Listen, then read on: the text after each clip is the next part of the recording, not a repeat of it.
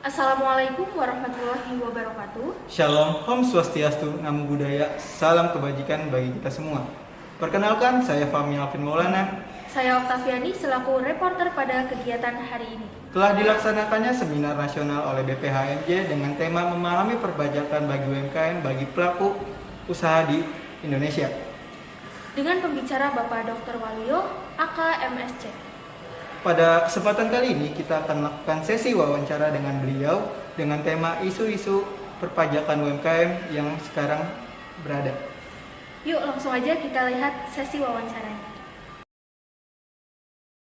Pajak itu sekarang sudah berbasis digital. Artinya macam-macam ya, mulai dari penyampaian SPT, mulai dari pembayaran pajak, pelaporan dan sebagainya itu semuanya berbasis digital. Sehingga pelayanannya menjadi pelayanan digital. Itu sudah menjadi bagian dari pelayanan kepada publik ya, terutama ditujukan kepada wajib pajak atau ditujukan kepada pelaku bisnis seperti UMKM itu harus menggunakan dasar pelayanan digital. Hanya mungkin yang menjadi bagian penting kalau kita berhadapan dengan UMKM itu perlu menambahkan pembelajaran yang berkaitan dengan digitalisasi gitu. Itu sangat diperlukan gitu. Supaya artinya kewajiban perpajakan yang melekat pada UMKM itu dapat ditunaikan dengan penuh ya kesadaran. Maka kita kenali juga dalam hal ini adalah sadar pajak. Maka kita tempatkan wajib pajak, sadar pajak. Oke, jadi di mahasiswanya juga butuh beradaptasi tentang teknologi seperti tadi pelaporannya harus mengerti dalam tata cara formil dan materialnya gitu. Itu menyikapi itu namanya, menyikapi ya, menyikapi perkembangan dan perubahan teknologi. Maka wajib pajak maupun mahasiswa ya itu harus menyikapi bagaimana kita dapat membantu melayani wajib pajak gitu untuk menempatkan diri kita menyongsong artinya tema kesadaran wajib pajak itu harus terpenuhi ya, terpenuhi syarat bahwa mahasiswa dilarang untuk tidak mengenal digital gitu, tidak diperkenankan pelayanannya karena pelayanan digital. Ada lagi mungkin? Oke, untuk pertanyaan yang berikutnya itu terkait sama skill apa sih yang dibutuhkan oleh seorang akuntan pajak, terutama kita-kita yang bakalan nanti sebagai generasi penerusnya itu skill apa yang dibutuhkan oleh kita-kita di masa yang akan datang gitu Pak? Ya, kalau skillnya yang dibutuhkan ya skill di bidang akuntansi dan perpajakan ya, karena konteks kita itu akuntansi pajak ya.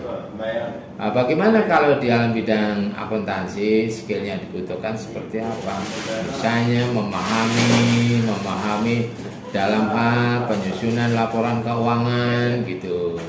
Yang kedua, memahami aturan perpajakan dan perubahan-perubahan yang bisa terjadi karena perkembangan ekonomi. Gitu. Yang ketiga, tentu saja bagaimana kita bisa menyampaikan pelaporan kegiatan ya untuk kepentingan pajak, yaitu yang dituangkan dalam SPT. SPT tidak terbatas pada SPT tahunan, tetapi juga SPT masa seperti itu. Itu sudah sangat-sangat dipahami. Dan kalau menyampaikan kalau menyampaikan SPT tentu saja dilampiri dengan laporan keuangan kan? Yeah. Nah, laporan keuangan itu menjadi bagian men-trigger dari SPT-nya tersebut gitu. Ini menjadi sangat penting dan disiapkan. Hanya tentu saja kembali lagi untuk jenis kawan-kawan di D3 ini kan programnya lebih implementasi ya, lebih praktis ya. Sebagai teknisi akuntansi pajak ya, praktisinya seperti itu harus mampu gitu, mampu secara praktis bagaimana hal kita melaporkan kegiatan bisnis kita dalam SPT tahunan, terutama sekali di tahun 2023 ini kan batas waktu menyampaikan SPT kan 31 Maret tahun 2023, untuk SPT tahunan 2022. Itu sangat dibutuhkan. Dan yang berikutnya yang paling penting lagi itu UMKM ini selalu berkembang ya. Jadi berkembang itu sebagai trigger pengembangan ekonomi nasional ya.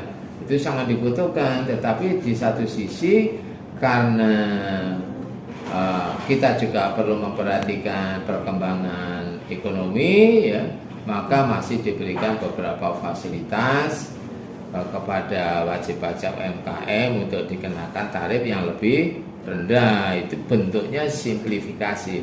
Simplifikasi ini maksudnya bentuk penyederhanaan ya, sederhana. Jadi nggak usah muluk-muluk lah gitu. Misalnya laporan nggak usah muluk-muluk, tetapi sederhana saja. Karena pengenaan pajaknya itu basisnya kan 0,5% dari peredaran bruto. Itu sangat simpel sekali. Memang UMKM tidak dibutuhkan untuk yang sulit, tetapi yang sederhana gitu. Harus kita bedakan UMKM dan yang non UMKM. Oke, baik, untuk pertanyaan yang berikutnya terkait upaya apa sih atau apa yang harus dilakukan oleh mahasiswa untuk mendukung UMKM di Indonesia?